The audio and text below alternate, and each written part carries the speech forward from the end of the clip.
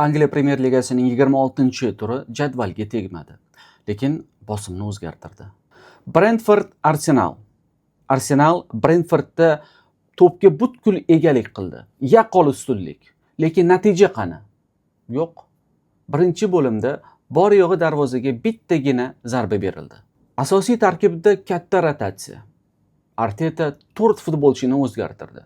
Endi ritm ham o'zgaradi shunga yarasha, to'g'rimi? Keyingi daqiqalarda Martin Odegaard maydonga tushadi.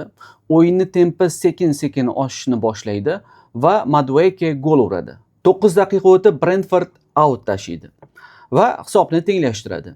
Yakuniy natija 1-1. Arsenal oxirgi 7 ta uchrashuvning 4tasida ochko yo'qotyapti. Bir qarashda oradagi farq hali ham 4 ochko, lekin masofa qisqaryapti.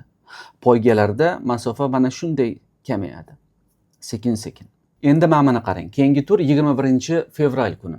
Lekin Arsenal 2 kun oldin safarda Wolverhamptonga qarshi 31-tur uchrashuvini o'ynab qo'yadi. Chunki taqvimda ba'zi bir o'zgarishlar bor va 31-tur o'yini surilgan. Va mana shu o'yin juda ham muhim ahamiyatga ega Arsenal uchun. Agarda ochko yo'qotsa, Arsenal bu safar ustunlikni Manchester Cityga topshirib qo'yishi mumkin.